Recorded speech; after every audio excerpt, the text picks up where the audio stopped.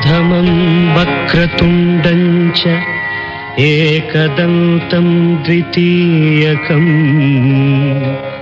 एकादशं गणपतिं द्वादशं तु गजाननं द्वादशैतानि नामानि त्रिसन्ध्ययः पठे नरः न च विघ्नभयं तस्य सर्वसिद्धिकरं प्रभो.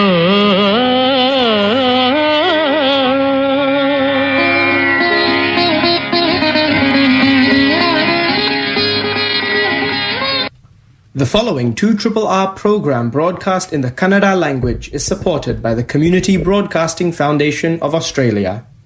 ಶ್ರೋತೃ ಬಾಂಧವರಿಗೆಲ್ಲ ನಮಸ್ಕಾರ. ಸಿಡ್ನಿ ಕನ್ನಡ ವಾಣಿ ಬಾನುಲಿ ಕಾರ್ಯಕ್ರಮಕ್ಕೆ ನಿಮಗೆ ಸ್ವಾಗತ ಬಯಸ್ತಾ ಇರೋರು ರಾಜ್ ನಟರಾಜನ್. ನಮ್ಮ ಇಂದಿನ ಕಾರ್ಯಕ್ರಮವನ್ನು ನಾವು ಧ್ವನಿ ಮುದ್ರಣ ಮಾಡಿ ತರಬೇಕಾಗಿದೆ ಕಾರಣಾಂತರದಿಂದ. ಅದರಿಂದ ನೀವು ನಮ್ಮ ನಿಲಯಕ್ಕೆ ದೂರವಾಣಿ ಕರೆ ಮಾಡಿ ನಮ್ಮ ಜೊತೆ ಮಾತಾಡುವಂಥ ಅವಕಾಶ ಇಲ್ಲ. ಆದರೆ ಇಂದಿನ ಕಾರ್ಯಕ್ರಮ ಬಹಳ ಕುತೂಹಲಕಾರಿಯಾಗಿದೆ. ಯಾಕೆಂದರೆ ಬಹಳಷ್ಟು ಅಂಕಣಗಳನ್ನು ನಾವು ತರ್ತಾ ಇದ್ದೀವಿ, ನಿಮಗೆಲ್ಲ ಕುತೂಹಲ ಕೆರಳಿಸುವಂಥ ಅಂಕಣಗಳನ್ನು. ಮೊದಲನೇದಾಗಿ ಸಿಡ್ನಿ ಫಿಲ್ಮ್ ಫೆಸ್ಟಿವಲ್, ಇದು ಬಹಳ ಪ್ರಸಿದ್ಧವಾದದ್ದು ಪ್ರಪಂಚದಾದ್ಯಂತ. ಈ ಫಿಲ್ಮ್ ಫೆಸ್ಟಿವಲ್ನಲ್ಲಿ ಈ ವರ್ಷ ಒಂದು ಕನ್ನಡ ಚಲನಚಿತ್ರ ಅಮ್ಮಂಗೆ ಹೇಳಬೇಡಿ, ಇದರ ನಿರ್ದೇಶಕರು ಅನೂಪ್ ಲೋಕುರ್ ಅವರೊಂದಿಗೆ ನಮ್ಮ ಮಹೇಶ್ ರಾವ್ ಅವರು ಮಾಡಿದ ವಿಶೇಷ ಸಂದರ್ಶನವನ್ನು ಕೇಳೋಣ. ಅದು ಅಲ್ಲದೆ ನಾವು ಚಳಿಗಾಲ ಬಂತು ಅಂತಂದರೆ ಹಲವಾರು ವ್ಯಾಕ್ಸಿನೇಷನ್ಗಳನ್ನು ಈಗ ತೊಗೊಳ್ಬೇಕಾಗಿ ಬಂದಿದೆ.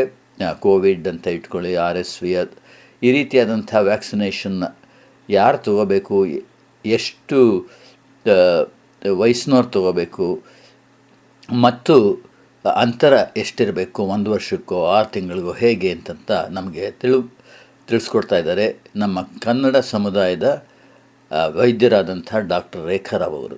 ಅದು ಅಲ್ಲದೆ ರಾಜೇಶ್ವರಿ ಜಯದೇವ್ ಅವರು ಏನು ಅಂದರೆ ಸಕ್ಕರೆ, ಬೆಲ್ಲ ಮತ್ತು ಜೇನುತುಪ್ಪ ಇದ್ರ 3ರಲ್ಲಿ ಯಾವುದು ಉತ್ತಮ ಅಂತ ಇದ್ರ ಬಗ್ಗೆ ಮಾತಾಡ್ತಾ ಇದ್ದಾರೆ. ಕಡೆಯದಾಗಿ ಶಶಿಕಾಂತ್ ಅವರು ಭಾರತದಲ್ಲಿ ಈಗ ಎಲ್ಲರೂ ಮಾತಾಡ್ತಾ ಇರೋದು ಕಾಕ್ರೋಚ್ ಪಾರ್ಟಿ ಅಂತ, ಇದ್ರ ಬಗ್ಗೆ ಒಂದು ನಮಗೆ ಹೆಚ್ಚಿನ ಮಾಹಿತಿ ತರ್ತಾ ಇದ್ದಾರೆ ಶಶಿಕಾಂತ್ ಅವರು. ಇಷ್ಟು ನಮ್ಮ ಇಂದಿನ ಕಾರ್ಯಕ್ರಮದ ವಿಶೇಷ. ಮೊದಲನೇದಾಗಿ ಅಮ್ಮಂಗೆ ಹೇಳಬೇಡಿ, ಈ ಒಂದು ಕನ್ನಡ ಚಲನಚಿತ್ರ ಸಿಡ್ನಿ ಫಿಲ್ಮ್ ಫೆಸ್ಟಿವಲ್ನಲ್ಲಿ ಈ ಸಲ ಈ ವರ್ಷ ಸಿಡ್ನಿ ಫಿಲ್ಮ್ ಫೆಸ್ಟಿವಲ್ 2026 ತೋರಿಸಲಾಯಿತು. ಅದರ ನಿರ್ದೇಶಕರು ಮಹೇಶ್ ರಾವ್ ಅವ್ರ ಜೊತೆ ಮಾತಾಡ್ತಾ ಇದ್ದಾರೆ, ಕೇಳೋಣ. ನಮಸ್ಕಾರ. ಅನೂಪ್ ಲಕ್ಕೂರ್ ಅವ್ರಿಗೆ 2RRR ಸಿಡ್ನಿ ಕನ್ನಡವಾಣಿ ಬಾನುಲಿ ಕಾರ್ಯಕ್ರಮಕ್ಕೆ ಸ್ವಾಗತ. ಧನ್ಯವಾದ. ಮೊದಲನೇದಾಗಿ ನಿಮ್ಮ ಚಲನಚಿತ್ರ ಅಮ್ಮನಿಗೆ ಹೇಳಬೇಡಿ ಸಿಡ್ನಿ ಫಿಲ್ಮ್ ಫೆಸ್ಟಿವಲ್ನಲ್ಲಿ ಸ್ಕ್ರೀನ್ ಆಗಿದೆ, ಅದಕ್ಕೆ ನಿಮಗೆ ಅಭಿನಂದನೆಗಳು, congratulations. Thank you very much. ನಿಮ್ಮ ಚಲನಚಿತ್ರ ಅಮ್ಮನಿಗೆ ಹೇಳಬೇಡಿ ಬಗ್ಗೆ ಮಾತಾಡೋಣ. ಬಟ್ ಅದಕ್ಕೆ ಮುಂಚೆ ನಿಮಗೆ ಸಿನಿಮಾ ಜಗತ್ತಿಗೆ ನೀವು ಹೇಗೆ ಕಾಲಿಟ್ರಿ, ಹೇಗೆ ಎಂಟ್ರಿ? ಸೊ ಹುಟ್ಟು ಬೆಳೆದಿದ್ದೆಲ್ಲ ಬೆಂಗಳೂರಲ್ಲೇ.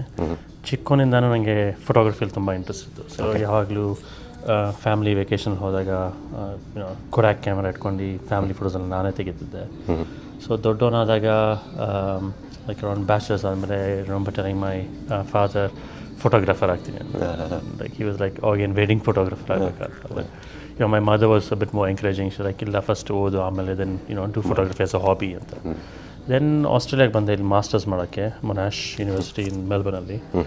ಅಲ್ಲಿ that was the first time I started watching a lot of films. Like when I was studying, ಇಂಡಿಯಾಲಿ ನೋಡ್ತಿದ್ದೆ. ಇಂಡಿಯಾಲಿ ನಾವು ನಮ್ಮ ಜೊತೆ ದೇ ವಾಸ್ ಚಾನಲ್ ಕೊಂಡು ವರ್ಲ್ಡ್ ಮೂವೀಸ್ ಅಂತ, ಅಲ್ಲಿ ಆದಷ್ಟು ಸಿನಿಮಾ ನೋಡ್ತಿದ್ದೆ. But like we'd watch Kannada movies ನೋಡ್ತಿದ್ದೆ, ಹಿಂದಿ ಮೂವೀಸ್, ತಮಿಳ್ ಎಲ್ಲ ನೋಡ್ತಿದ್ದೆ. ದೆನ್ ಅಲ್ಲಿ ನಾನು ಮೆಲ್ಬರ್ನಲ್ಲಿದ್ದಾಗ ಹೌಸ್ ಮೇಟ್ಸ್ ಜೊತೆ ಇದ್ದೆ. Was with one of my housemates was a French, her name was Magni anta. So she was the first person who told me like ninge bariyake ishta, ninge photography ishta, films norti, so why don't you try do filmmaking anta. Allivargu I never thought I could do filmmaking. 2007 or 2008 ಅಲ್ಲಿ ಆಗಿದೆ. 2007 ಅನ್ಸುತ್ತೆ ಹೇಳಿದಾಗ. Then I always told everyone ಹೇಳ್ತಿದ್ದೆ ಒಂದು ದಿವಸ film ಮಾಡ್ತೀನಿ, I will be a filmmaker ಅಂತ, but never did anything about it. I started working in a corporate job, to pay off the loan back Yeah, home, yeah. education loan, Yeah, life happens. exactly. Yeah. ಆಮೇಲೆ then it got to a point where I was like, ಏನು ಮಾಡ್ತಾ ಇದ್ದೀನಿ ಲೈಫಲ್ಲಿ, I'm not doing what I want to do. I always tell people that ಇಲ್ಲ ನಾನು film maker ಆಗಬೇಕು, but I'm not doing anything about it. Yeah. So then I did a short course called VCA Foundations ಅಂತ VCA ಅಲ್ಲಿ, which is a very nice course. ಅಲ್ಲಿ 1 year while I was working did that course. Adaamele I did short films. And after the short films I wrote this feature ಬಂದ್ಬಿಟ್ಟು ಈ feature ಈಗ ಮಾಡ್ತಾರೆ.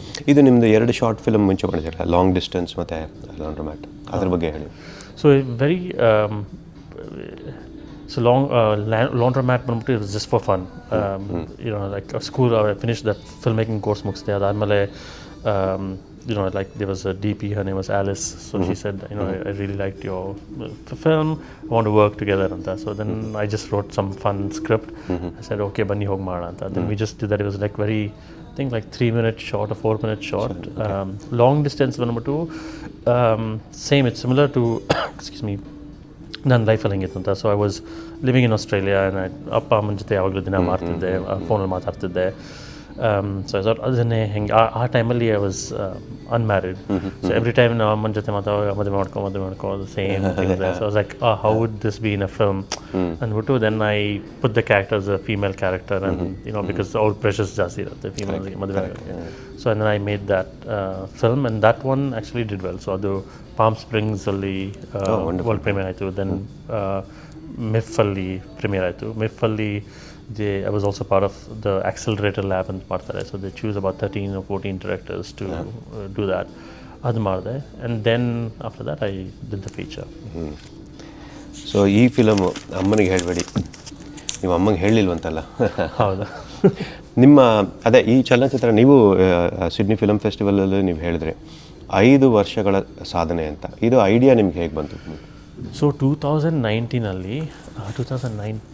2019 I was talking to my wife. So ಮಕ್ಕಳು ಹೆಂಗೆ ಬೆಳೆಸೋದು ಅಂತ discussion ನಡೀತಾ ಇತ್ತು ನಾವಿಬ್ಬರಲ್ಲಿ. ಸೊ ನಾನು ಹೇಳ್ತಾ ಇಲ್ಲ, ಮಕ್ಕಳಿಗೆ ಡಿಸಿಪ್ಲಿನ್ ಮಾಡೋಕ್ಕೆ ಸ್ವಲ್ಪ ಹೊಡಿಬೇಕಾಗತ್ತೆ, ಇಟ್ಸ್ ಫೈನ್ ಅಂತ. ಅವಳು ಅಮೇರಿಕನ್, ಸೊ ಇಷ್ಟು ಲೈಕ್ ಇಲ್ಲ ಹೊಡೆಯೋಂಗಿಲ್ಲ ಹಂಗೆ. So then I started thinking ಆ ಟೈಮಲ್ಲಿ, ಆ್ಯಂಡ್ ಐ ಮೆಡಿಟೇಟ್ ಮಾಡ್ತೀನಿ. So then I was meditating on that, ಹೊಡೆಯೋದ್ರ ಬಗ್ಗೆ. ದೆನ್ ಮೇಡ್ ಮಿ ರಿಯಲೈಸ್ ಹೌದು ಇಟ್ಸ್ ಲೈಕ್ ಅ ಸೈಕಲ್. ನಮ್ಮ ತಾತ ಅಜ್ಜಿ ನಾವು ಅಪ್ಪ ಅಮ್ಮಂಗೆ ಹೊಡೆಯೋರು, ಅವ್ರು ನಮ್ಗೆ ಹೊಡಿತಾರೆ, ಇವಾಗ ನಾನು ಹಂಗೆ ಹೇಳ್ತಾನೆ. So where does that cycle end ಅಂತ. So I was thinking of like ನನ್ನ ಲೈಫಲ್ಲಿ ಏನೇನಾಗಿತ್ತು ಅಂತ. So 2 incidents that happened. One was ಸ್ಕೂಲಲ್ಲಿ ಹೆಂಗಾಗಿತ್ತು, ಇನ್ನೊಂದು ಮನೇಲಿ ಏನಾಗಿತ್ತು ಅಂತ. So I try to see how I can connect those to explore this cycle of violence. And then I got that idea, and then I started writing the script. First short script ಬರೆದೆ short ಫಿಲ್ಮ್ಗೆ ಅಂತ. I thought short film ಮಾಡೋಣ, ಅದರಿಂದ ತೊಗೊಂಡು ಅಲ್ಲಿ show to people, try to raise funds ಅಂತ. But Covid ಆಯಿತು. Covid ಟೈಮಲ್ಲಿ ಏನೂ ಮಾಡೋಕ್ಕಾಗಲ್ಲ. So then I said okay, feature script ಬನ್ನಿ ಅಂತ. I start writing a feature script. Think almost 1.5 years ಬರೆದೆ. ದೆನ್ ಅಬೌಟ್ 2021 ಅಲ್ಲಿ ಅನಿಸುತ್ತೆ, I think I said okay, ಬೆಂಗಳೂರಿಗೆ ಹೋಗಿ ಶೂಟ್ ಮಾಡೋಣ ಅಂತ. Took a while. ಬೆಂಗಳೂರಿಗೆ ಹೋದೆ. Then have to find crew members. ಅದೆಲ್ಲ ಟೈಮ್ ತೊಗೋತು, ಕಾಸ್ಟಿಂಗ್ ಟೈಮ್ ತೊಗೋತು. Then eventually 2025 the whole film was completed. ಆಮೇಲೆ ಅದು ಆಕಾಶ್, ಆದಿ, ಅಮ್ಮ ಅಪ್ಪ ಮೇನ್ ಕ್ಯಾರೆಕ್ಟರ್ಸು. ಸೊ ಅವರು ಸಿದ್ಧಾರ್ಥ್ ಸ್ವರೂಪ್ 9 ವರ್ಷ ಅನಿಸುತ್ತೆ, ಅನಿರುದ್ಧ್ 4 ವರ್ಷ, ಅವರ ಐಶ್ವರ್ಯ, ದಿನೇಶ್ ಮತ್ತು ಕಾರ್ತಿಕ್ ನಾಗರಾಜನ್ ಮಾಡಿದ್ದಾರೆ. ಅದ್ಭುತವಾದ ಕತೆ. ಅಲ್ಲೇ ನಾವು ಅದು ಸಿನಿಮಾ ನೋಡಬೇಕಾದ್ರೆ we were transported back. I think even though it was Akash's point of view, obviously ಅದು ನಿಮ್ಮ ಪಾಯಿಂಟ್ ಆಫ್ ವ್ಯೂ ಕೂಡ ಆಗಿರುತ್ತೆ. ಬಟ್ ಆದರೆ ಎಲ್ಲ ನಾವು ನೋಡಿದ್ದಾಗ, ಆ ಚಲನಚಿತ್ರ ನಾವು ನೋಡಿದಾಗ ನಮ್ಮ ಪಾಯಿಂಟ್ ಆಫ್ ವ್ಯೂ ಆಗೋಯ್ತು. ಸೊ ನಾವೇ ಜೀವಿಸ್ತಿದ್ವಿ ಅಲ್ಲಿ, ನಾವಿದ್ವಿ, ನಮ್ಮ ಸ್ಕೂಲಲ್ಲಿ ಹಿಂಗಾಯಿತು. It was actually a memory recreated. And ನನ್ನ ಅನಿಸಿಕೆ ಏನಂದರೆ, ಅದು ದೇರ್ ವಾಸ್ ನೋ ಲೋಕಲೈಸೇಷನ್. ಅಂದರೆ ಈಗ ಫಾರ್ ಅನ್ ಆಸ್ಟ್ರೇಲಿಯನ್ ಆಡಿಯನ್ಸ್ ಇಲ್ಲ, ಈಗ ಭಾರತದ ಮಾಡರ್ನ್ ಆಡಿಯನ್ಸ್ಗೆ ಇರಲಿಲ್ಲ.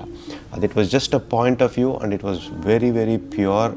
It was not modernised, it was not localised for any setting. So ಆ ಪ್ಯೂರಿಟಿ ನೀವು ಮೇಂಟೈನ್ ಮಾಡಿದ್ರೆ, ಅದ್ರ ಬಗ್ಗೆ ಹೇಳಿ. ಸೊ ನಾನು ಇದು ಸ್ಕ್ರಿಪ್ಟ್ ಬರೆಯುವಾಗ ಲೈಕ್ ಯು ಸೆಡ್ ಮೆಮರಿ ಥರ ಆಯಿತು. ಸೊ ಎವ್ರಿ ಮಾರ್ನಿಂಗ್ 5 ಗಂಟೆಗೆ ಎದ್ಬಿಟ್ಟು sit down and start writing. And ನಂಗೆ ಹೆಂಗೆ ಇತ್ತು ಅಂದರೆ it was like travelling back in time. So ಎಲ್ಲ ಮೆಮರೀಸ್ ಬರ್ತಿದ್ದು, ನಮ್ಮ ಅಮ್ಮ ಹೆಂಗೆ ಮಾತಾಡೋರು, ನಮ್ಮ ಅಪ್ಪ ಹೆಂಗೆ ಮಾತಾಡೋರು, ನಾ ಹೆಂಗೆ ಮಾತಾಡ್ತಿದ್ದೆ, ನನ್ನ ತಮ್ಮ ಹೆಂಗಿದ್ದೆ. So I just started writing all those things. And yeah, that took a while. Like ನನಗೆ ಹೆಂಗಾಯ್ತು, it was like I said, it was like going back in time each morning and then coming back, and you know, it felt very surreal ಅನಿಸ್ತಿತ್ತು every time. The universality, I think, ಅದು because all of us experience very similar things. You know, ಎಲ್ಲ ಇದು like there was Busanal premiere, like I had so many people came and told me that, like, you know, it felt like my story. Namamma iddangidru, namappa iddangidru, and they were from Indonesia, they were from Philippines. So no matter, even Sydney Film Festival or Russia and it doesn't matter where you're from, family animal, it's the same. Like, you know, the dynamics are very similar. The feelings that we have, family members, gets very similar. So I think you know, all the credit goes to the actors that they were able to perform so well. ಅದೇ ಕೇಳಬೇಕು ಅಂತಿದ್ದೆ, ಇವಾಗ casting ಬಗ್ಗೆ ಹೇಳಿ, ನಿಮಗೆ ಎಷ್ಟು ಕಷ್ಟ ಆಯಿತು? ನೀವು ಹೇಳಿದ್ರಿ ಆಕಾಶ್ ಕ್ಯಾರೆಕ್ಟರ್ ನೀವು ಒಂದು ಕೆಫೆಯಲ್ಲಿ ನೋಡಿದ್ರಿ ಅಂದ್ಬಿಟ್ಟು. ಸೊ ಆಕಾಶ್ ಕ್ಯಾರೆಕ್ಟರ್ಗೆ ಫಸ್ಟು ಕ್ಯಾಸ್ಟಿಂಗ್ ಡೈರೆಕ್ಟರ್ ಇದ್ದರು. So casting director was looking for all the actors, but Akashge I was in the cafe Rangashankara ಅಂತ ಒಂದು ಥಿಯೇಟರ್, ಸೊ ಅಲ್ಲಿ ಶಂಕರನಾಗ್ ಅವ್ರದ್ದು. ಸೊ ಅಲ್ಲಿ ಕ್ಯಾಫೆ ಒಂದಿದೆ, ಅಲ್ಲಿ ನಾನು ಪವನ್ ಭಟ್ ಅಂತ ಎಡಿಟರ್ ಅವ್ರ ಜೊತೆ ಕೂತ್ಕೊಂಡು ಸ್ಕ್ರಿಪ್ಟ್ ಡಿಸ್ಕಸ್ ಮಾಡ್ತಿದ್ದೆ, ಹಿಂಗೆ ಎಡಿಟ್ ಮಾಡಬೇಕು ಏನು ಪೇಸಿಂಗ್ ಅಂತೆಲ್ಲ. ಅಲ್ಲಿ ಅವಾಗ ಡಿಸ್ಕಸ್ ಮಾಡ್ತಾ ಇರುವಾಗ ಸಿದ್ಧಾರ್ಥ್ ಅಲ್ಲಿ ಓಡಾಡ್ತಿದ್ದ ತುಂಬ, ಹಿ ವಾಸ್ ರನ್ನಿಂಗ್ ಅರೌಂಡ್. ಅವಾಗ ನಾನು ಪವನ್ಗೆ ನಂಗೆ ಆ ಥರ ಹುಡುಗ ಬೇಕು ಈ ಆಕಾಶ್ ಪಾತ್ರ ಪ್ಲೇ ಮಾಡೋಕ್ಕೆ ಅಂತ. ಸೊ ಹೋಗಿ ಯಾಕೆ, why don't you go and ask him. So ಅವ್ರ ಅಮ್ಮನ ಹೋಗಿ ಕೇಳಿದೆ, would you be interested to play in movie ಅಂತ. ಇಲ್ಲ ನನ್ನ ಕೇಳೋದಲ್ಲ, ಅವ್ನು ಕೇಳಬೇಕು. ಸೊ ಅವ್ನು ಕೇಳಿದ, ಹ್ಞೂ ಅಂತ ಹೇಳಿದೆ. So then we start, okay audition ಮಾಡೋಣ ಅಂತ. ಫಸ್ಟ್ ಆಡಿಷನ್ ಅವ್ರ ಮನೆಗೆ ಹೋದ್ವಿ, and I was trying to audition him. Interest ಇರಲ್ಲ ಅವ್ನಿಗೆ. He had cars, he was playing with cars, he was telling me he loves cars.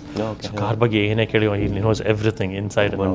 So ಅದ್ರ ಬಗ್ಗೆ ಮಾತಾಡ್ತಾ ಇದ್ದ. ಆ್ಯಂಡ್ ದೆನ್ ನನ್ನ ವೈಫ್ ಬಂದಿರೋ ನನ್ನ ಜೊತೆ. Then she came, she like, oh I don't know if he can act. And I said, no, he'll act. He's perfect for this role. Then we kept auditioning few other people as a backup, just in case agli andre. But I always knew he's the one who's going to play Akash anta. Adi banbuttu casting director or she found him. He was 4.5, I think, when we started shooting. It was the last minute, like 2 weeks or 3 weeks before we shot, we found him, because I was very particular. I wanted someone 4 years anta. Very hard to find someone who's actually and also like who spoke Kannada really well. This kid who Anirudh, who played Adi, so intelligent. Kannada baratte, Marathi baratte, Tamil baratte, I think Telugu also. He speaks like 5-6 languages. I was amazed. A natural actor. Very natural. Very natural. And then Aishwarya and Karthik, both casting director bantu. Aishwarya also, first audition only I was like, 98% sure that I was going to cast her anta. And she also they all did, an amazing job. So ivaga cast aaytu. So cast obviously, right, played a very important role in the movie. But I think more than that, I think they are the stars, but there's actually a bigger star, which is actually the entire props. ಯಾಕಂದರೆ ನೀವು ಅದು entire props ತೋರಿಸಿರೋದು, it was literally 90s ಅಷ್ಟೇ. You just switch off your you have a time machine, you go back there and ಆ ಥರ ಆಯಿತು. ಅದ್ರ ಬಗ್ಗೆ ಹೇಳಿ. ಸೊ ಅದಕ್ಕೆ actually it was very difficult. Bengaluru ತುಂಬ ಚೇಂಜ್ ಆಗಿದೆ.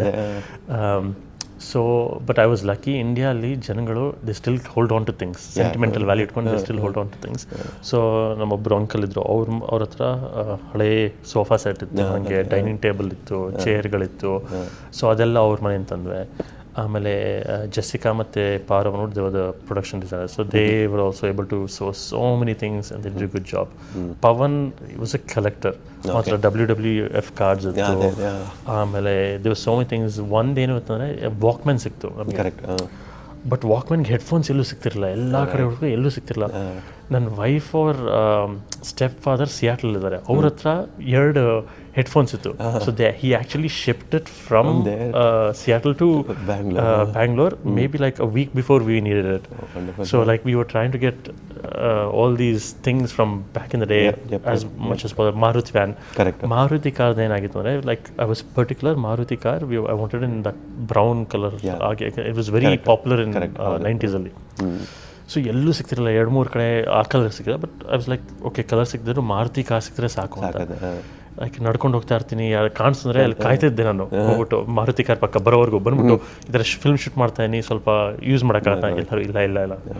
ಒಂದು ದಿವಸ ನಾನು ಎಲ್ಲದು KR ರೋಡ್ ಹತ್ರ ಎಲ್ಲೋ ಬೆಂಗಳೂರಲ್ಲಿ ಹೋಗ್ತಿದ್ವಿ. ಅಲ್ಲಿ ಆ ಬ್ರೌನ್ ಕಲರ್ ಕಾರ್ ಸಿಕ್ತು. ಡಾಕ್ಟರ್ದು ಇದಿತ್ತದ್ರೆ ಹಿಂದ್ಗಡೆ ಸ್ಟಿಕ್ಕರ್ ಇತ್ತು. ಸೊ ಲೈಕ್ ಓಕೆ, ಡಾಕ್ಟ್ರು, ನಮ್ಮ uncle doctor. So I went and said look, ನಮ್ಮ ಅಂಕಲು ಡಾಕ್ಟ್ರು, ನಾ ಹಿಂಗೆ ಈ ಥರ ಫಿಲ್ಮ್ ಮಾಡ್ತಾಯಿನಿ. And next day we needed for the shoot. 10 ಗಂಟೆ ಅವ್ರ ಮನೆಗೆ ಅವತ್ತು ಹೋಗಿ ಕೇಳ್ಕೊಂಡೆ. ಅವರು ತರ್ತೀವಿ, ನೋ ಪ್ರಾಬ್ಲಮ್ ಅಂತ. Next morning it was there and was so lucky.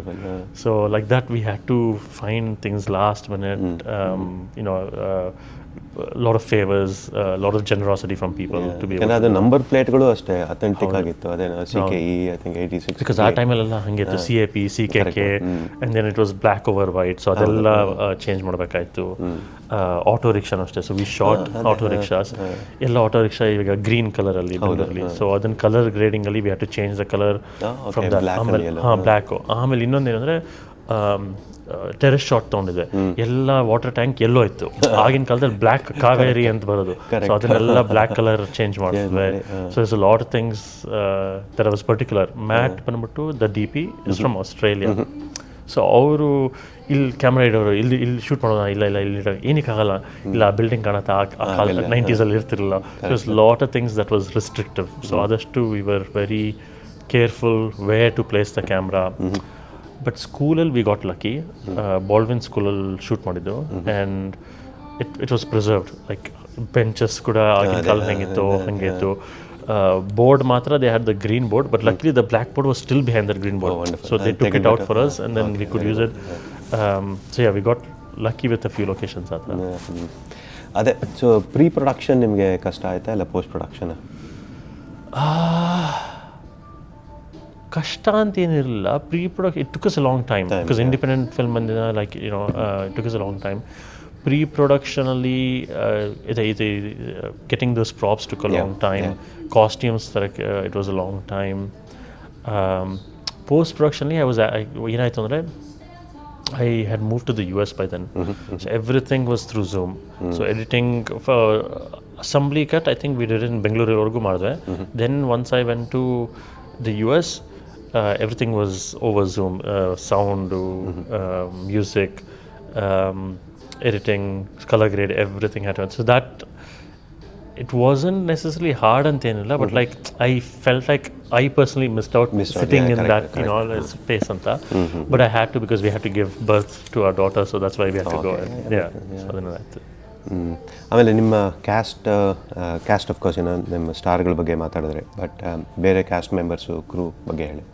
ನಿಮ್ಮ ಮೈಸೂರಿನ ಅದು ಅಜ್ಜಿ ಮನೆ ಥರ ಅಲ್ಲಿ ನಿಮ್ಗೆ ಹೆಂಗೆ ಸಿಗ್ತದೆ ಎಲ್ಲ ಪ್ರಾಪ್ಗಳು ಯಾವುದು? ಸೊ ಅಜ್ಜಿ ಮನೆ ವಿ ವರ್ ಲಕ್ಕಿ. ಅದೇ ಸೇಮ್ ಅದು ಎಲ್ಲ ಲಾಸ್ಟ್ ಮಿನಿಟ್ ಆಗ್ತಿದ್ದು. ಸೊ ಅಜ್ಜಿ ಮನೇನು we needed this house, but ಎಲ್ಲೂ ಸಿಗ್ತಿರಲಿಲ್ಲ. ಬಟ್ ಬೆಂಗಳೂರಲ್ಲಿ ಒಂದು KR ಒಂದು ಮನೆ ಇತ್ತು ವಿಚ್ ವಾಸ್ ಸ್ಟಿಲ್ ಆಗಿನ ಕಾಲ ರೆಡ್ ಆಕ್ಸೈಡ್ ಹೆಂಗಿತ್ತು ಹಾಗೆ ಎಲ್ಲ ಇತ್ತು.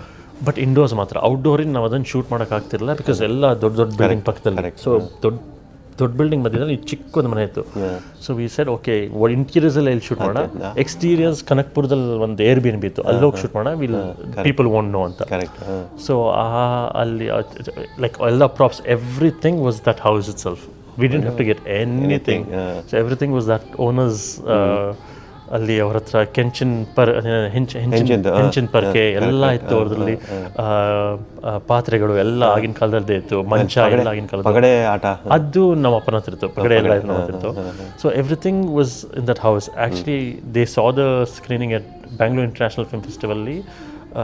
Someone from their family watched the film and they came and they said like that house is now no more. They've demolished ಮಾಡಿ ಹೊಸ ಮನೆಗೆ. So they said it was really nice to see that house preserved in this film, and like ಅವ್ರ ಅಜ್ಜಿಗೂ ನೋಡಕ್ಕೆ ಆಸೆ ಇದೆ, like so that they can remember how it used to be ಅಂತ. So that was really nice. crew ಬಂದ್ಬಿಟ್ಟು we had 3 people from Australia come ಅಲ್ಲಿ to Bangalore. DP, Matt, soundಗೆ Chris Clark ಅಂತ, and then Karina, the first AC. They were really, really wonderful. ದಿನ ಇಡ್ಲಿ ದೋಸೆ ತಿನ್ನೋರು, ಎಸ್ಎಲ್ಗೆ ನಮ್ಮ ಮನೆ ಹತ್ರ ಬಂದು ಇಡ್ಲಿ ದೋಸೆ ತಿನ್ನೋರು, ಕಾಫಿ ಕುಡಿಯೋರು. It was like a lot of fun. And ಅಲ್ಲಿ we had a lot of crew members. Everyone was from Bangalore in the night. So everyone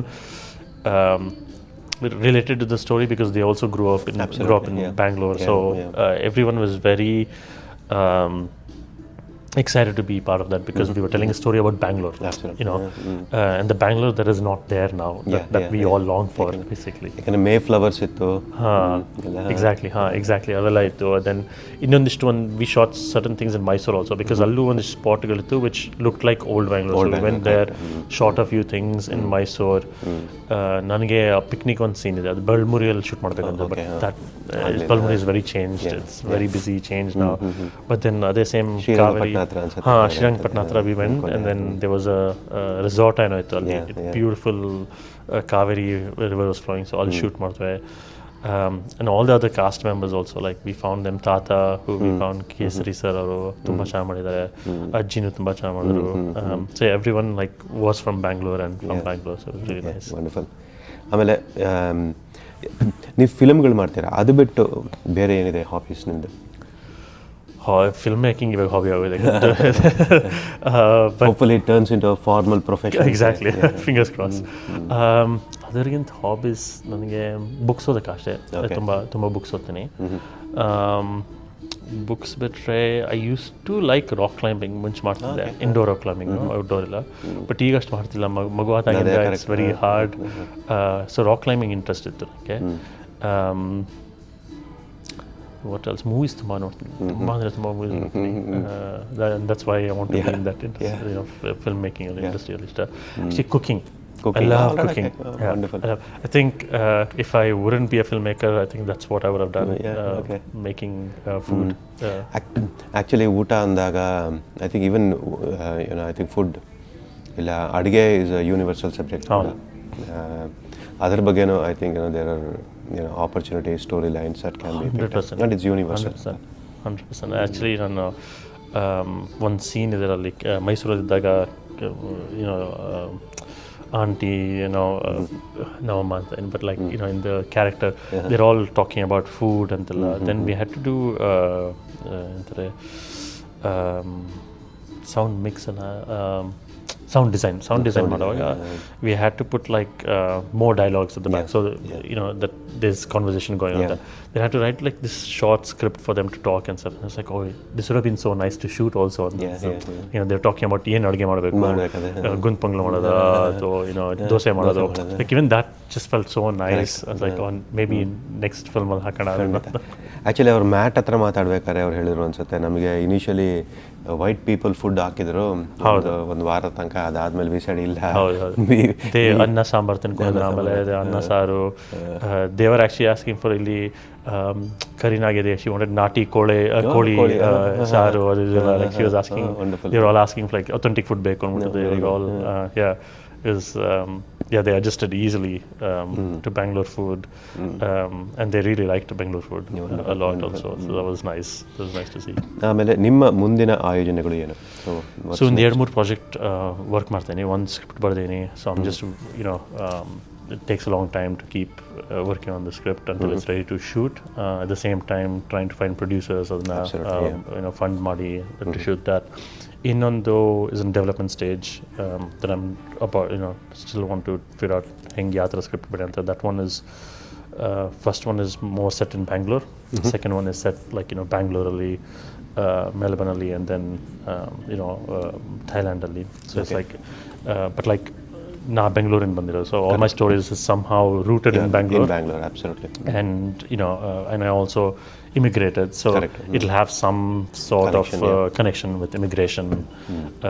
So yeah, those are the type of stories I'll eventually want to tell. ಅಂದರೆ ಕನ್ನಡದಲ್ಲೇ ಮಾಡಬೇಕು ಅಂತ. ಕನ್ನಡದಲ್ಲೇ ಆದಷ್ಟು, not necessarily that ಬರೀ Kannada picture ಮಾಡ್ತೀನಿ. If I have opportunity for Hindi or English, I'll do it. But ನಾನು ಬರೆಯೋದೆಲ್ಲ I'll be in Kannada because that's where I'm coming. I think ಈಗ ಏನಂದರೆ ಕನ್ನಡ ಇಂಡಸ್ಟ್ರಿಲೂ ಅಷ್ಟೇ, ಐ ಥಿಂಕ್ ಹೊಸ ಚಿಂತನೆ ಬೇಕು, ಹೊಸ ಯೋಚನೆ ಬೇಕು, and younger generation needs to come in. So fantastic. ನೀವು ಅಮೇರಿಕಾಗೆ ವಾಪಸ್ ನಾಳೆ ಹೊರಟಿದ್ದೀರಾ. ಸೊ ನೀವು ಸಮಯ ಮಾಡಿಕೊಂಡು ನಮ್ಮ ಜೊತೆ 2RRR ಸಿಡ್ನಿ ಕನ್ನಡ ವಾಣಿ ಹಾಗೂ ಆಸ್ ಇಂಡಿಯನ್ಗೂ ನೀವು ಇಂಟರ್ವ್ಯೂ ಕೊಟ್ಟಿದ್ದೀರಾ. ಸೊ ಅದಕ್ಕೆ ಬಹಳನೇ ಧನ್ಯವಾದಗಳು, ಸಮಯ ತೊಗೊಂಡು ನಮ್ಮ ಜೊತೆ ಮಾತಾಡಿದ್ದೀವಿ. ಧನ್ಯವಾದಗಳು.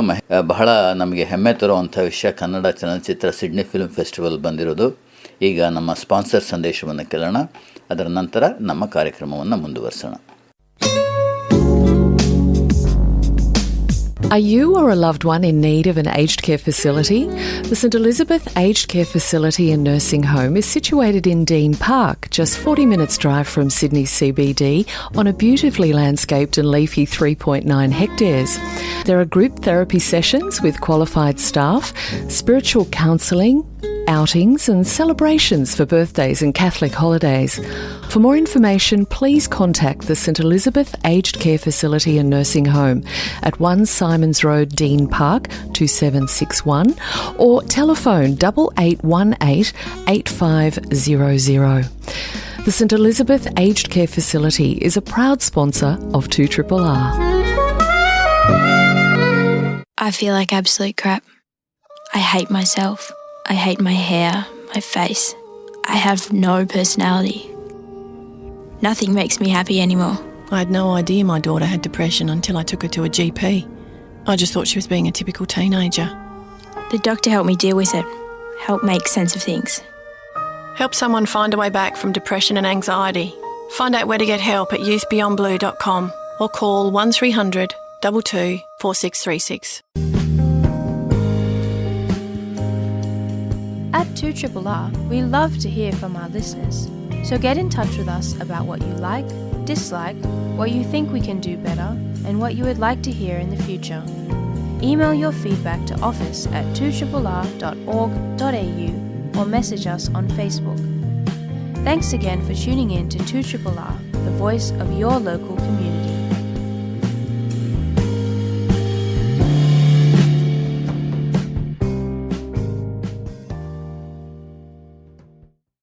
ಸಿಡ್ನಿ ಕನ್ನಡ ವಾಣಿ ಬಾನುಲಿ ಕಾರ್ಯಕ್ರಮವನ್ನು ಕೇಳ್ತಾ ಇದ್ದೀರಾ. ನಿಮಗೆಲ್ಲ ತಿಳಿದಂತೆ ನಮ್ಮ ಈ ಕಾರ್ಯಕ್ರಮ ಅಂತರ್ಜಾಲದಲ್ಲೂ ಲಭ್ಯ. 2RRR.org.au 2RRR.org.au. ಇದು ಕಾರ್ಯಕ್ರಮ ಆದ ಒಂದೆರಡು ದಿನದಲ್ಲೇ ನಾವು ಇದರ ಆಡಿಯೋ ಫೈಲ್ನ ಹಲವಾರು ಸೋಷಿಯಲ್ ಮೀಡಿಯಾದಲ್ಲಿ, ಯೂಟ್ಯೂಬ್ ಮತ್ತು ಫೇಸ್ಬುಕ್ ಈ ರೀತಿಯಾದಂಥ ಅಲ್ಲಿ ಪೋಸ್ಟ್ ಮಾಡೋದ್ರಿಂದ ನಿಮಗೆ ಸಮಯ ಸಿಕ್ಕಿದಾಗ ಮತ್ತೆ ಕೇಳುವಂಥ ಒಂದು ಅವಕಾಶ.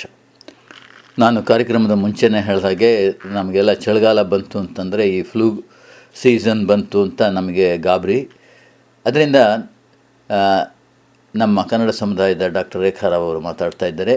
ವ್ಯಾಕ್ಸಿನೇಷನನ್ನು ಹೇಗೆ, ಎಷ್ಟು ತಿಂಗಳಿಗೆ ಒಂದು ಸಲ ಯಾರು ತಗೊಳ್ಬೇಕು ಅಂತ ಕೇಳೋಣವೇನು. ಬಹಳ ವರ್ಷಗಳಿಂದ ಸಿಡ್ನಿನಲ್ಲಿ ವಾಸ ಮಾಡ್ತಾ ಇರುವಂಥ ಡಾಕ್ಟರ್ ರೇಖಾರಾವ್ ಅವರು ಈ ಒಂದು ಸಂಸ್ಥೆ, ಭಾರತದಿಂದ ಬಂದಂಥ ವೈದ್ಯರ ಒಂದು ಸಂಸ್ಥೆ ಇದೆ. ಅದಕ್ಕೆ Australian Indian medical graduates association ಅಂತಾರೆ. ಅದಕ್ಕೆ ಅಧ್ಯಕ್ಷರು ಸಹ. ಅವರು ನಮ್ಮ ಜೊತೆ ಇವತ್ತು ಮಾತಾಡೋದಕ್ಕೆ ಒಪ್ಕೊಂಡಿದ್ದಾರೆ. ಅವರನ್ನು ನಮ್ಮ ಕಾರ್ಯಕ್ರಮಕ್ಕೆ ಬರ್ಮಾಡ್ಕೊಳ್ಳೋಣ. ರೇಖಾರಾವ್, ನಮಸ್ಕಾರ. ನಮಸ್ಕಾರ ನಟರಾಜ್. ಕನ್ನಡ ವಾಣಿಯಲ್ಲಿ ಮಾತಾಡೋಕ್ಕೆ ನಂಗೆ ಭಾಳ ಖುಷಿ ಆಗ್ತಾಯಿದೆ, ಸಂತೋಷ ಆಗ್ತಾಯಿದೆ. ಧನ್ಯವಾದಗಳು. ನಾನು ಹೇಳಿದಾಗೇ ನಮ್ಮ ಫ್ಲೂ ಬಂತು ಅಂತಂದರೆ ನಾವು ಭಾಳ ಆತಂಕ ಶುರು ಹೋಗ್ಬಿಡುತ್ತೆ ನಮಗೆ. ಅದು ಚಿಕ್ಕ ಮಕ್ಕಳಿದ್ರಂತೂ ಅದು ತುಂಬಾ ಕಷ್ಟ ಅಂತ ಇಟ್ಕೊಳ್ಳಿ, ಅದನ್ನೆಲ್ಲ ನಿಭಾಯಿಸೋದು. ಅದರಿಂದ ಸಾಮಾನ್ಯವಾಗಿ ನಾವೆಲ್ಲ ಹಿಂದೆ ಫ್ಲೂ ವ್ಯಾಕ್ಸಿನೇಷನ್ ತೊಗೊಂಡ್ಬಿಟ್ಟು ಎಲ್ಲ ಸರಿ ಹೋಗುತ್ತೆ ಅಂದ್ಕೊಂಡು ಕೂತಿರ್ತಿದ್ವು. ಆದರೆ ಇವಾಗೆಲ್ಲ ಬಹಳಷ್ಟು ಬದಲಾವಣೆಗಳಾಗಿವೆ. ಅದರಲ್ಲಿ ವೈದ್ಯಕೀಯರಿಂದ ಬರ್ತಾ ಇರೋಂಥ ಸಲಹೆಗಳು ಬದಲಾಗಿವೆ. ಅದ್ರ ಬಗ್ಗೆ ನಮಗೆ ಸ್ವಲ್ಪ ತಿಳಿಸ್ಕೊಡಿ. Okay.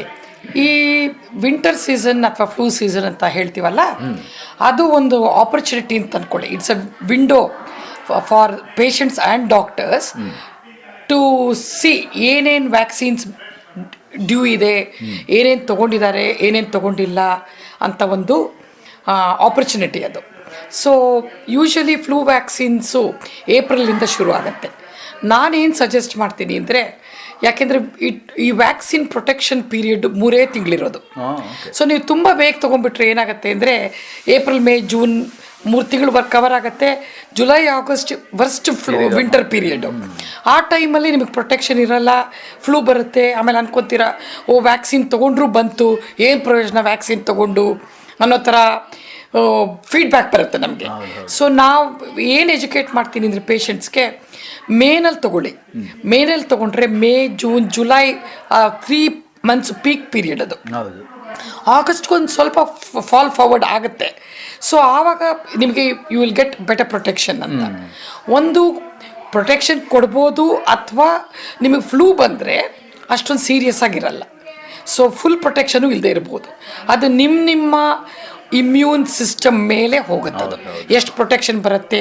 Nothing is 100% guaranteed, but at least severity ಇರಲ್ಲ, ಹಾಸ್ಪಿಟಲ್ ಅಡ್ಮಿಷನ್ ಇರಲ್ಲ. ಒಂದು ಈ ಟೈಮಲ್ಲಿ ಬೇರೆ ಎಲ್ಲ ವ್ಯಾಕ್ಸಿನ್ಸ್ ವಿಷಯನೂ ನಂಗೆ ಮಾತಾಡೋಕ್ಕೆ ಇಷ್ಟ ಇದೆ. ಒಂದು ಕೋವಿಡ್ ವ್ಯಾಕ್ಸಿನ್, ಇವಾಗ ಎಲ್ರಿಗೂ ವ್ಯಾಕ್ಸಿನ್ ಫೆಟಿಗ್ ಅಂತೀವಿ. ಆ vaccine fatigue and vaccine fear ಆಗೋಗ್ಬಿಟ್ಟಿದೆ. ಆ ಕೋವಿಡ್ ವ್ಯಾಕ್ಸಿನ್ 6 ತಿಂಗಳಿಗೆ ತಗೋ, 3 ತಿಂಗಳಿಗೆ ತಗೋ, ಅದೇನೇನೋ ವ್ಯಾಕ್ಸಿನ್ ಚೇಂಜ್ಗಳು ಬಂತು ಎಲ್ಲ ಆಗಿ ಜನಕ್ಕೆ ಭಾಳ ಹೆದರಿಕೆ ಆಗೋಗ್ಬಿಟ್ಟಿದೆ ವ್ಯಾಕ್ಸಿನ್ ತೊಗೊಳಕ್ಕೆ. ಇವಾಗ ಯಾವ ವ್ಯಾಕ್ಸಿನೂ ಬೇಡ ಅಂತಾರೆ. ಬಟ್ ಇವಾಗ ಬರ್ತಾ ಇರೋ ಕೋವಿಡ್ ವ್ಯಾಕ್ಸಿನ್ಸು ಭಾಳ ಸೇಫ್ ಆಗಿದೆ. And at risk people over the age of 65, comorbidities, diabetes, heart disease, immuno compromised ಆದರೆ, ಕ್ಯಾನ್ಸರ್ ಟ್ರೀಟ್ಮೆಂಟ್, ಅವರೆಲ್ಲ ಖಂಡಿತ ಕೆಲವ್ರಿಗೆ 6 ತಿಂಗಳಿಗೊಂದ್ಸತಿ ಇನ್ನೂ ತೊಗೋಬೇಕು ಬೂಸ್ಟರ್ ವ್ಯಾಕ್ಸಿನು, ಇನ್ನು ಕೆಲವ್ರಿಗೆ ಎವ್ರಿ ಇಯರ್ ತೊಗೋಬೇಕು. ಅದು ಗೈಡ್ಲೈನ್ಸು ನೀವು ಆ್ಯಕ್ಚುಲಿ ವೆಬ್ಸೈಟ್ಗೆ ಹೋಗಿ ಕ್ಲಿಕ್ ಮಾಡಿದ್ರೆ ಅದು ಇನ್ಫಾರ್ಮೇಷನ್ ಎಲ್ಲ ನಿಮಗೆ ಸಿಗುತ್ತೆ.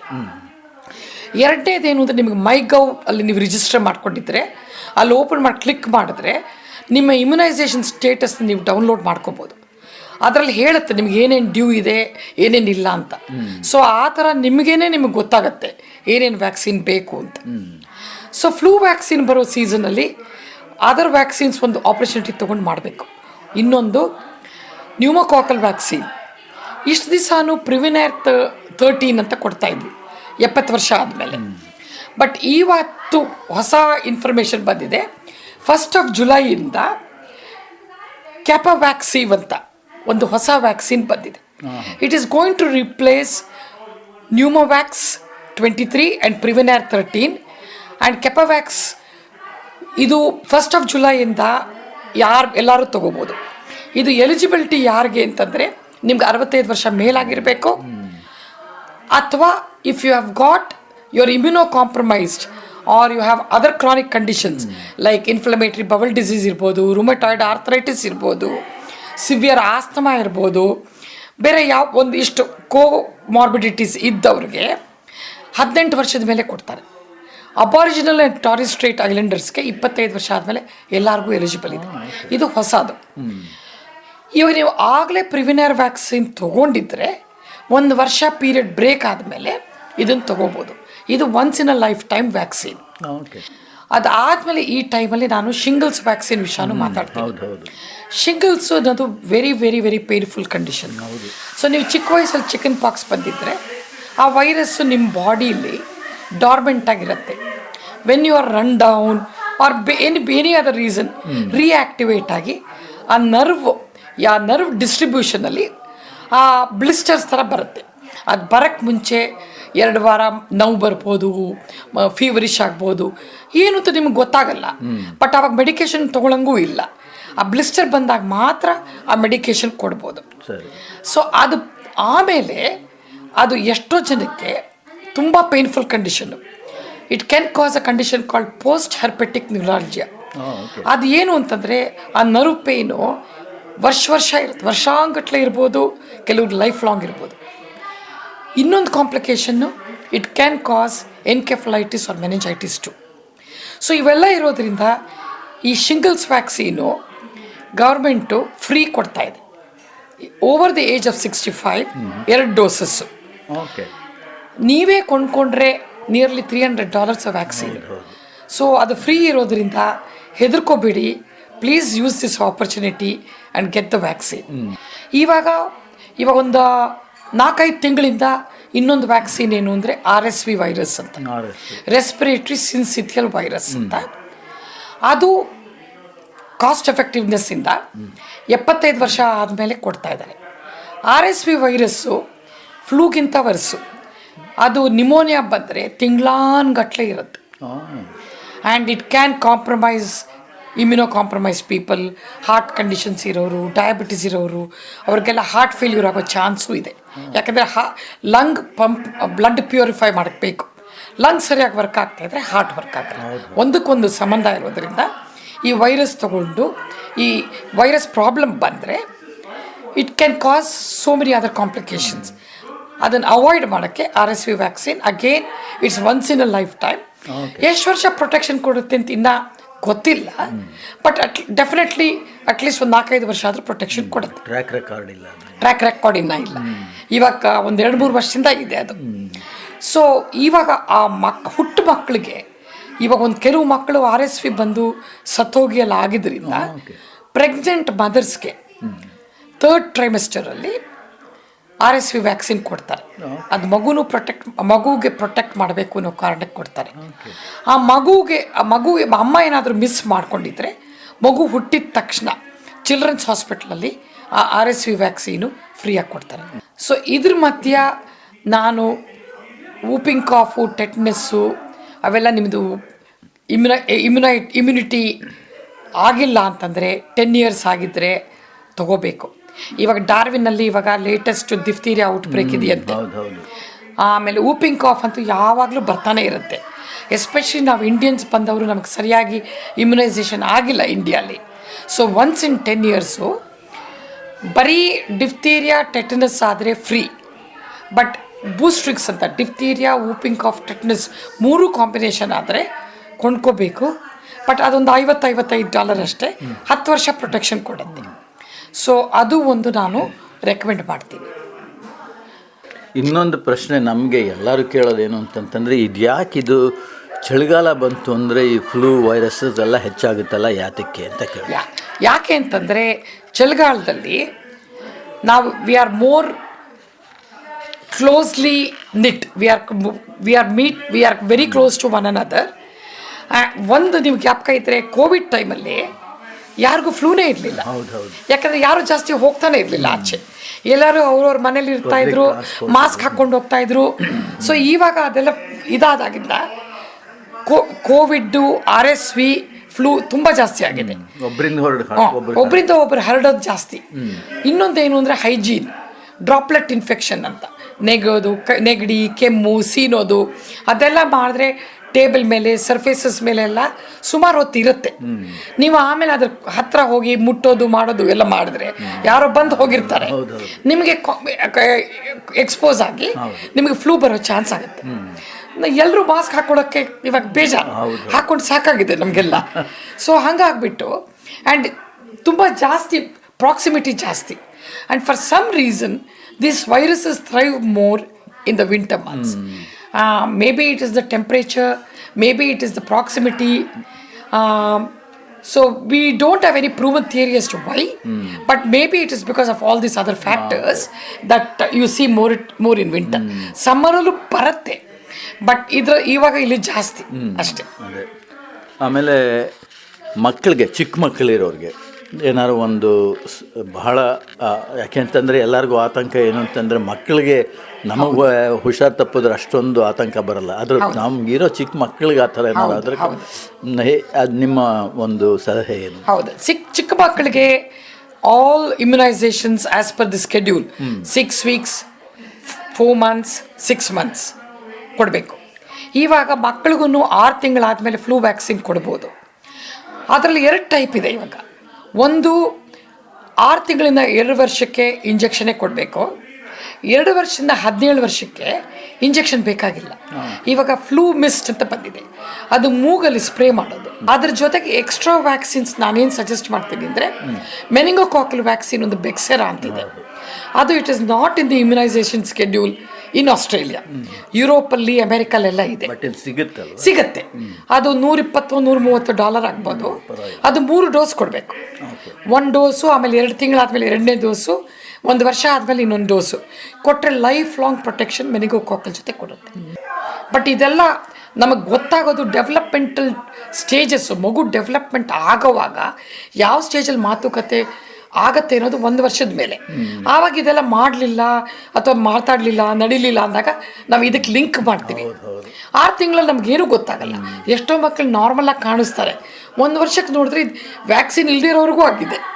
ಸೊ ಹಂಗಾಗ್ಬಿಟ್ಟು ಮಗು ಮಾರ್ಬಿಡಿಟಿ ಆ್ಯಂಡ್ ಮಾರ್ಟಾಲಿಟಿ ಯೋಚನೆ ಮಾಡಿದ್ರೆ, ಮಗುವುದು ವೆಲ್ ಬೀಯಿಂಗ್ ಯೋಚನೆ ಮಾಡಿದ್ರೆ ಎಲ್ಲ ವ್ಯಾಕ್ಸಿನ್ಸು ಕೊಡೋದು ಭಾಳ ಇಂಪಾರ್ಟೆಂಟ್ ಅಂತ ನಾನು ಹೇಳ್ತೀನಿ. ಡಾಕ್ಟರ್ ರೇಖಾರಾವ್ ಅವರೇ, ನೀವು ಇವತ್ತು ಸಮಯ ಮಾಡಿಕೊಂಡು ನಮ್ಮ ಜೊತೆ ಮಾತಾಡಿದ್ದಕ್ಕೆ ಬಹಳ ಧನ್ಯವಾದಗಳು. ನನಗೂ ತುಂಬ ಥ್ಯಾಂಕ್ಸ್ ಅಂತ ಹೇಳಬೇಕು ಕನ್ನಡ ವಾಣಿಗೆ ಆಪರ್ಚುನಿಟಿ ಕೊಟ್ಟಿದ್ದಕ್ಕೆ. ಸೊ ಎಲ್ಲ ಕನ್ನಡ ಸಮುದಾಯಕ್ಕೂ ನಮಸ್ಕಾರ. ನಮಸ್ಕಾರ. ಡಾಕ್ಟರ್ ರೇಖಾರಾವ್ ಅವರಿಗೆ ನಮ್ಮ ಧನ್ಯವಾದಗಳು. ನಿಮಗೆ ಸಲಹೆಗಳು ಬಂತು ಅಂತ ನಾನು ಅಂದ್ಕೊಂಡಿದ್ದೀನಿ. ಮತ್ತು ಇದ್ರ ಬಗ್ಗೆ ನೀವು ಹೆಚ್ಚಿನ ವಿವರಗಳನ್ನು ತಿಳ್ಕೊಬೇಕಾದ್ರೆ ನಮ್ಮ ಸಿಡ್ನಿ ಕನ್ನಡ ವಾಣಿ ಇಮೇಲ್ಗೆ ಅಥವಾ ಫೇಸ್ಬುಕ್ ಮೇಲೆ ನಿಮ್ಮ ಪ್ರಶ್ನೆಗಳನ್ನು ಕಳಿಸಿ, ಅದನ್ನು ನಾನು ಡಾಕ್ಟರ್ ರೇಖಾರಾವ್ ಅವರಿಗೆ ಕಳಿಸಿ ನಿಮಗೆ ಉತ್ತರಗಳನ್ನು ತಲುಪಿಸ್ತೇನೆ. ಈಗ ಮತ್ತೊಮ್ಮೆ ನಮ್ಮ ಸ್ಪಾನ್ಸರ್ ಸಂದೇಶ, ಅದಾದ ಮೇಲೆ ನಮ್ಮ ಕಾರ್ಯಕ್ರಮ ಮುಂದುವರಿಯುತ್ತೆ. Hi, I'm AJ to tell you about Cactus Imaging, a printer like no other, with large format commercial printing of the highest quality for billboards, banners, vehicle wraps, street furniture, retail displays and interior signage, building wraps and hoardings, fabric printing and much more. Yes, 2RRR sponsor Cactus Imaging, a printer like no other. For further inquiry, go to cactusimaging.com.au. Cactus Imaging, a printer like no other. Parents and carers of children aged between 5 and 16, are you worried about the impacts of screen use on your young people?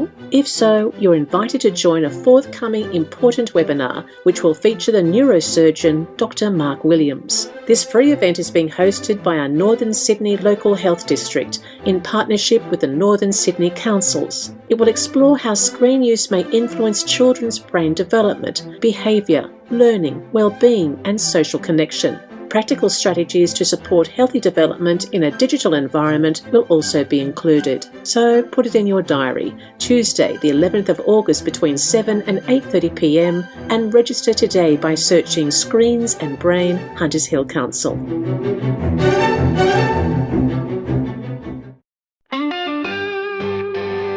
Howdy folks, 2RRR is your home for the blues. On Monday and Thursday night between 10 and midnight, you got Smokestack lighting. And on Wednesday evenings from 11, you can get your rhythm and blues fix with me, Spuds, on a little show called Bacon Fat, which also gets an encore early Saturday morning from 1 a.m. Check out the 2RRR program guide at 2RRR.org.au for more details. And stay bluesy.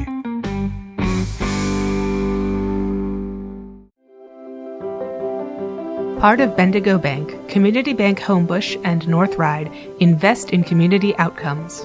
Radio 2RRR is dedicated to working with local youth through the broadcasting medium, as well as to assist adults who are on their rehabilitation journey. Without the significant support from the Community Bank Homebush and North Ryde, this initiative simply would not be possible. Support the bank that supports your community. Call, email or visit station sponsor Community Bank Homebush and North Ryde. Part of Bendigo Bank, the better big bank. Sydney Kannada Vani ಬಾಳ ಕಾರ್ಯಕ್ರಮವನ್ನು ಕೇಳ್ತಾ ಇದ್ದೀರಾ. ನಾನು ಮುಂಚೆನೇ ಹೇಳಿದಾಗೆ ಕಾರ್ಯಕ್ರಮದ ಮುಂಚೆ ರಾಜೇಶ್ವರಿ ಜಯದೇವ್, ನಾವು ರಾಜಿ ಜಯದೇವ್ ಅಂತ ಕರಿತೀವಿ, ಅವರ ಒಂದು ವಿಶೇಷ ಅಂಕಣವನ್ನು ತರ್ತಾ ಇದ್ವಿ. ನಿಮಗೆಲ್ಲ ತಿಳಿದಂತೆ ರಾಜೇಶ್ವರಿ ಅವರು ಡಯಟಿಷಿಯನ್ ಅಂತ ಮುಂಚೆನೇ ಹೇಳಿದೆ. ರಾಜೇಶ್ವರಿ ಅವರು ಸಿಡ್ನಿ ಯೂನಿವರ್ಸಿಟಿನಲ್ಲಿ ನ್ಯೂಟ್ರಿಷನ್ ಆ್ಯಂಡ್ ಡಯಟಿಕ್ಸ್ ಇದರಲ್ಲಿ ಪೋಸ್ಟ್ ಗ್ರ್ಯಾಜುಯೇಟ್ ಡಿಪ್ಲೊಮಾ ಮಾಡಿದ್ದಾರೆ. ಸುಮಾರು 25 ವರ್ಷ ಸಿಡ್ನಿ ಅನೇಕ ಹಾಸ್ಪಿಟ್ಲ್ಗಳಲ್ಲಿ ಕೆಲಸ ಮಾಡಿದ್ದಾರೆ. ಅವರೀಗ ಸಕ್ಕರೆ, ಬೆಲ್ಲ, ಜೇನುತುಪ್ಪ ಯಾವುದು ಒಳ್ಳೆಯದು ನಮಗೆ ಅಂತ ತಿಳಿಸ್ಕೊಡ್ತಾ ಇದ್ದಾರೆ. ಬನ್ನಿ ಈಗ ಕೇಳೋಣ. ಯಾರು ಹಿತವರು ನಿಮಗೆ ಈ ಮೂವರೊಳಗೆ, ಸಕ್ಕರೆಯೋ, ಬೆಲ್ಲವೋ, ಜೇನುತುಪ್ಪವೋ? ಎಲ್ರಿಗೂ ನಮಸ್ಕಾರ. ನಾನು ರಾಜೇಶ್ವರಿ. 2 ವರ್ಷದ ಹಿಂದೆ ನಾನು ಬೆಂಗಳೂರಿಗೆ ಹೋದಾಗ ಒಂದು ಶಾಪಿಂಗ್ ಮಾಲ್ಗೆ ಹೋಗಿದ್ದೆ. ಅಲ್ಲಿ ಬೇಕರಿ ತಿನಿಸುಗಳಿದ್ದ ಅಂಗಡಿಯಲ್ಲಿ ಉಂಡೆಗಳ ಮುಂದೆ ಶುಗರ್ ಫ್ರೀ ಅಂತ ಬರೆದಿದ್ದ ಲೇಬಲ್ ಕಣ್ಣಿಗೆ ಬಿತ್ತು. ಅರೆ, ಸಕ್ಕರೆ ಇಲ್ಲದೆ ಉಂಡೆ ಹೇಗೆ ಮಾಡ್ತಾರಪ್ಪ ಅನ್ನಿಸ್ತು. ಆರ್ಟಿಫಿಷಿಯಲ್ ಸ್ವೀಟ್ನರ್ಸ್ ಹಾಕಿದ್ರೆ ಉಂಡೆಗೆ ಆ ರುಚಿ, ಮೌತ್ಫುಲ್ ಅಂತಾರಲ್ಲ, ಅದು ಇರೋದಿಲ್ಲ. ಅಲ್ಲೇ ಒಬ್ಬಳು ಸೇಲ್ಸ್ ಗರ್ಲ್ ನಿಂತಿದ್ಲು, ಸುಮಾರು 25 ವರ್ಷದ ಹುಡುಗಿ. ಸಕ್ಕರೆ ಇಲ್ಲದೆ ಉಂಡೆ ಹೇಗಮ್ಮ ಮಾಡಿದ್ದಾರೆ, ಆರ್ಟಿಫಿಷಿಯಲ್ ಸ್ವೀಟ್ನರ್ಸ್ ಏನಾದರೂ ಹಾಕಿದ್ದಾರಾ ಅಂತ ಕೇಳಿದೆ. ಅದಕ್ಕೆ ಅವಳು, ಇಲ್ಲ ಮೇಡಮ್, ನಾವಿಲ್ಲಿ ಉಪಯೋಗಿಸೋದೆಲ್ಲ ನ್ಯಾಚುರಲ್, ಈ ಉಂಡೆಗಳು ಬೆಲ್ಲ ಹಾಕಿದ್ದು, ಬೆಲ್ಲ ಒಳ್ಳೇದಲ್ವಾ ಮೇಡಮ್ ಅಂದ್ಲು. ಹೌದೇ, ಸಕ್ಕರೆಗಿಂತ ಬೆಲ್ಲ ಒಳ್ಳೆಯದೇ? ಕೆಲವರು ಜೇನುತುಪ್ಪ ಸಕ್ಕರೆಗಿಂತ ಒಳ್ಳೆಯದು, ಯಾಕೆ ಅಂದರೆ ಅದಕ್ಕೆ ಮೆಡಿಸಿನಲ್ ಪ್ರಾಪರ್ಟೀಸು, ಔಷಧೀಯ ಗುಣಗಳಿವೆ ಅಂತಾರೆ. ಇದು ನಿಜವೇ? ಯಾರು ಹಿತವರು ನಿನಗೆ ಈ ಮೂವರೊಳಗೆ, ಸಕ್ಕರೆಯೋ, ಬೆಲ್ಲವೋ, ಜೇನುತುಪ್ಪವೋ? ಈ 3 ಕಾರ್ಬೋಹೈಡ್ರೇಟ್ಗಳು, ಅಕ್ಕಿ, ಗೋಧಿ, ರಾಗಿಯ ಹಾಗೆ. ಅಕ್ಕಿ, ಗೋಧಿ, ರಾಗಿ ಇವುಗಳನ್ನು ಅಗತ್ಯಕ್ಕಿಂತ ಜಾಸ್ತಿ ತಿಂದರೆ ರಕ್ತದ ಸಕ್ಕರೆಯ ಅಂಶ, ಬ್ಲಡ್ ಶುಗರ್ ಲೆವೆಲ್ಸ್ ಜಾಸ್ತಿ ಆಗುತ್ತೆ ಅಂತ ಎಲ್ರಿಗೂ ಗೊತ್ತು.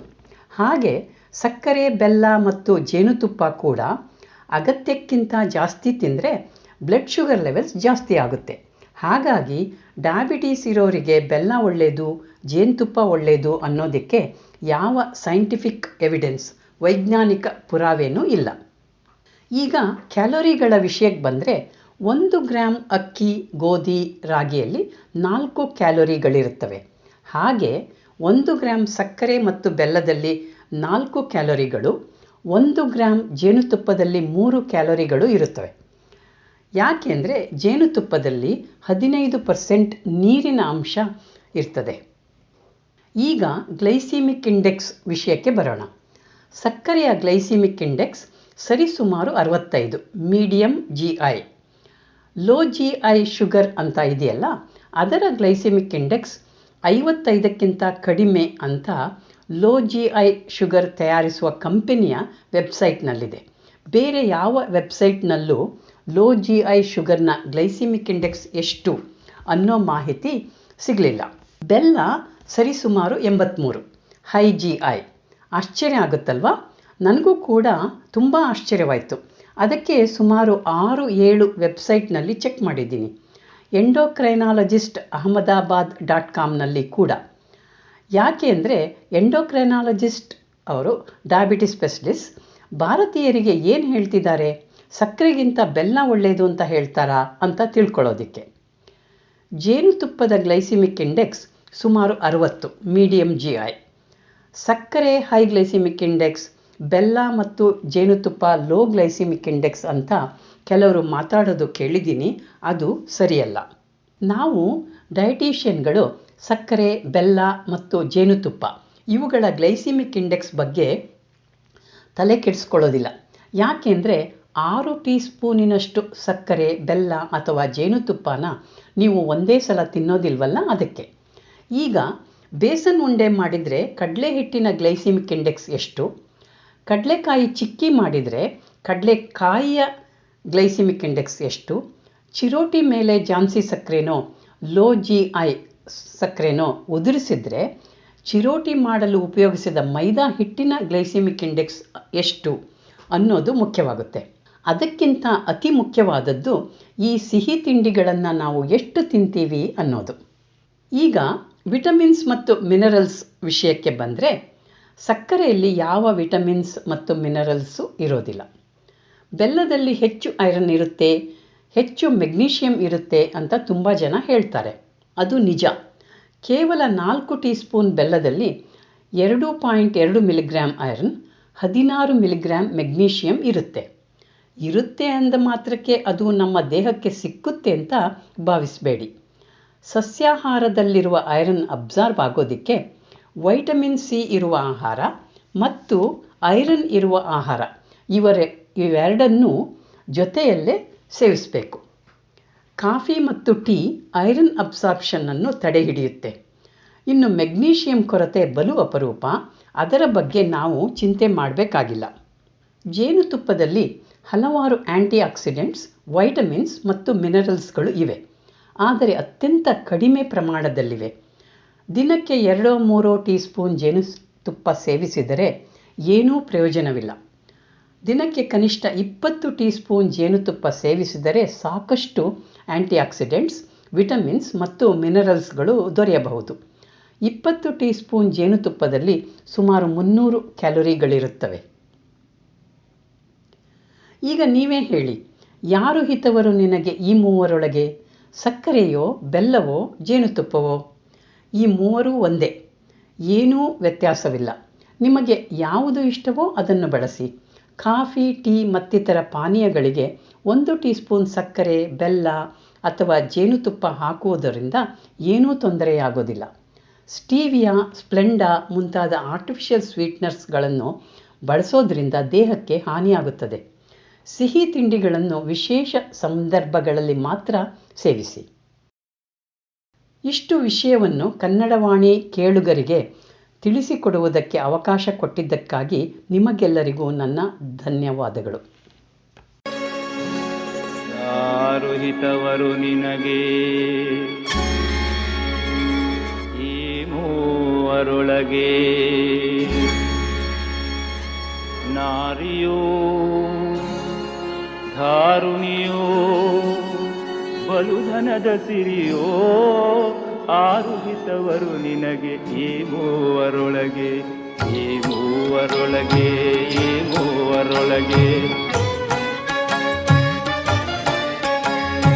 ಯಾರು ಹಿತವರು ನಿನಗೆ ಈ ಮೂವರೊಳಗೆ? ಅನ್ಯರಲ್ಲಿ ಜನಿಸಿದ್ದ ಅಂಗನೆಯ ಕರತಂದು ತನ್ನ ಮನೆಗವಳ ಯಜಮಾನಿಯನಿಸಿ, ಚಿನ್ನವಿಲ್ಲದಲರ್ಥ ದೇಹವೆನಿಸುವ ಸತಿಯು ಕಣ್ಣಿನಲ್ಲಿ ನೋಡಲಂಜೊಳು ಕಾಲವಶದೆ. ಯಾರು ಹಿತವರು ನಿನಗೆ ಈ ಮೂವರೊಳಗೆ?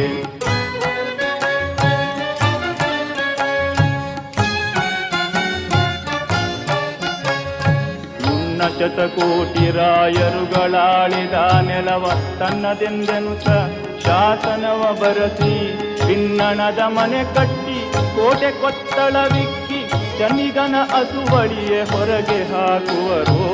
ಯಾರು ಹಿತವರು ನಿನಗೆ ಈ ಮೂವರೊಳಗೆ?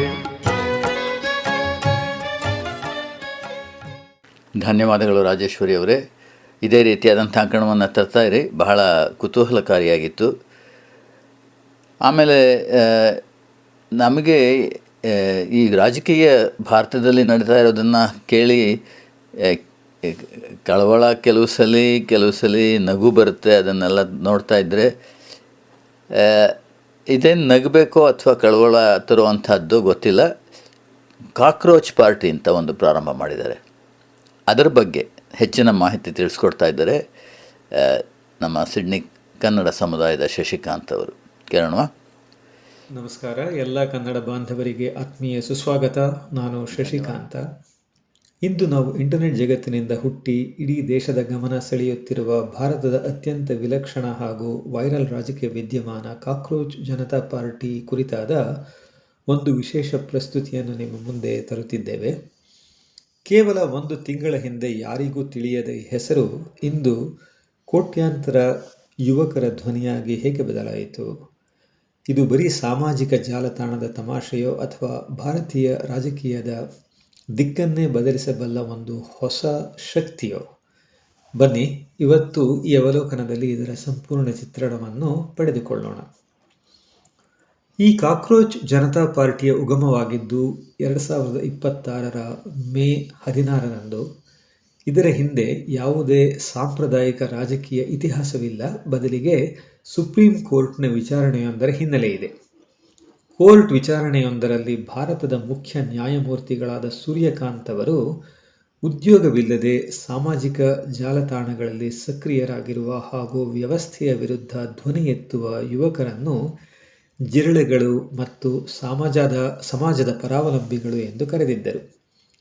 ಈ ಹೇಳಿಕೆಯಿಂದ ಆಕ್ರೋಶಗೊಂಡ ಯುವ ರಾಜಕೀಯ ಸಂವಹನ ತಜ್ಞ ಅಭಿಜಿತ್ ದೀಪ್ಗೆ ಈ ಅವಮಾನವೊಂದೇ ಒಂದು ಅಸ್ತ್ರವನ್ನಾಗಿ ಮಾಡಿಕೊಳ್ಳಲು ನಿರ್ಧರಿಸಿದರು.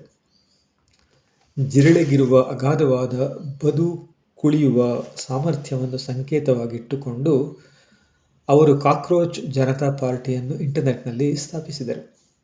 ಕೇವಲ ಕೆಲವೇ ದಿನಗಳಲ್ಲಿ ಈ ಪಾರ್ಟಿಯ ಇನ್ಸ್ಟಾಗ್ರಾಮ್ ಖಾತೆಯು ಭಾರತದ ಆಡಳಿತಾರೂಢ ಪಕ್ಷಗಳಿಗಿಂತಲೂ ಹೆಚ್ಚು, ಅಂದರೆ 2 ಕೋಟಿಗೂ ಅಧಿಕ ಫಾಲೋಯರ್ಸ್ ಪಡೆದು ದಾಖಲೆ ಸೃಷ್ಟಿಸಿತು.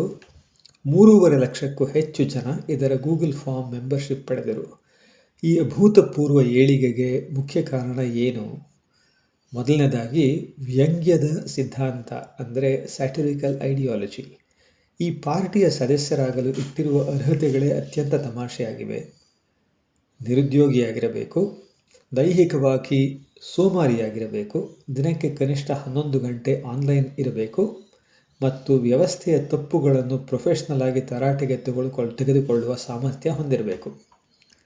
ಎರಡನೇದಾಗಿ, ದೇಶದಲ್ಲಿ ಪದವೀಧರ ಯುವಕರಲ್ಲಿ 29%ಕ್ಕೂ ಹೆಚ್ಚು ನಿರುದ್ಯೋಗ ಇರುವುದು ಮತ್ತು ಇತ್ತೀಚಿನ ನೀಟ್, ಅಂದರೆ national eligibility come entrance test ಪರೀಕ್ಷೆಗಳ ಪೇಪರ್ ಲೀಕ್ನಿಂದಾಗಿ ಯುವಕರಲ್ಲಿ ಉಂಟಾಗಿದ್ದ ತೀವ್ರ ನಿರಾಶೆಗೆ ಈ ಪಾರ್ಟಿ ಒಂದು ವೇದಿಕೆಯಾಯಿತು.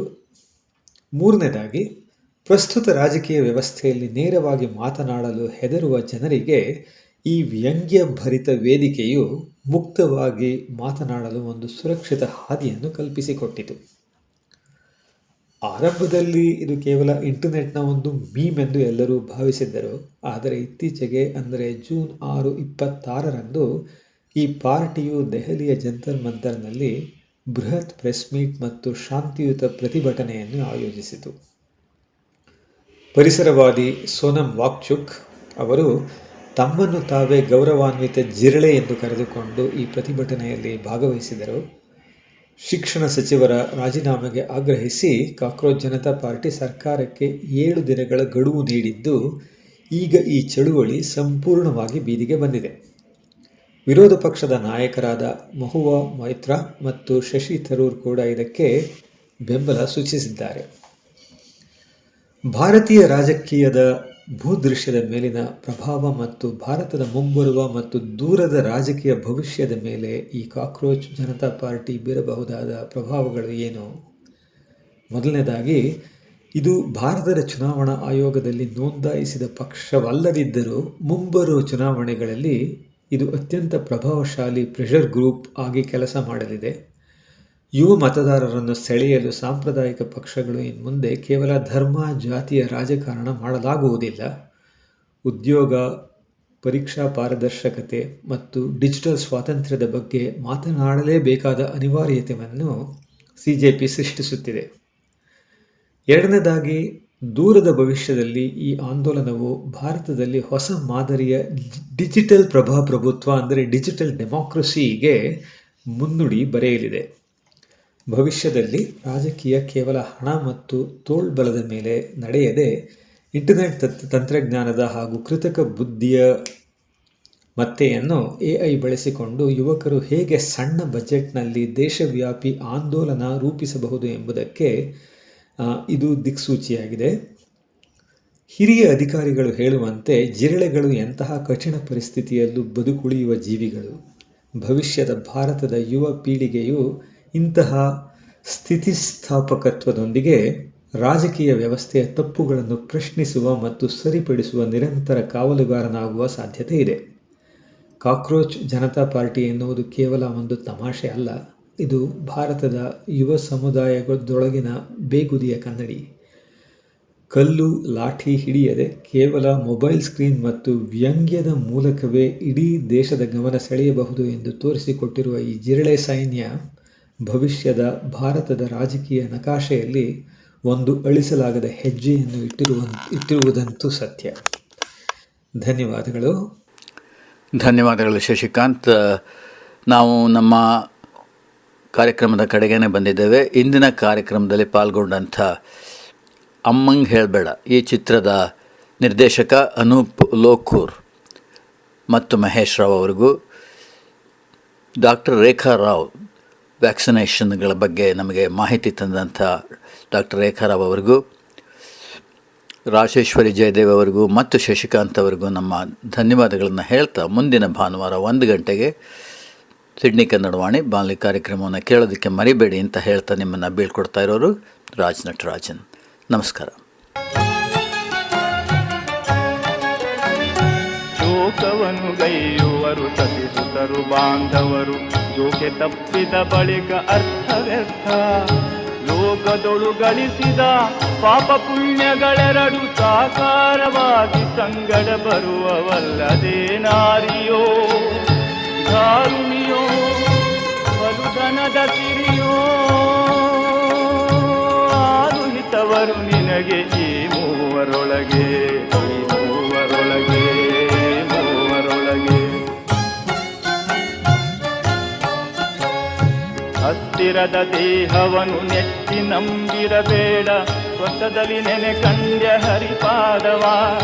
ಚಿತ್ತದಲ್ಲಿ ಶುದ್ಧಿ ಇಂಪುರಂದರ ವಿಕಲನ, ಉತ್ತಮೋತ್ತಮನೆಂದು ಸುಖಿಯಾಗು ಮನುಜ. ಆರು ಹಿತವರು ನಿನಗೆ ಈ ಮೂವರೊಳಗೆ, ಈ ಮೂವರೊಳಗೆ, ಈ ಮೂವರೊಳಗೆ. ನಾರಿಯೂ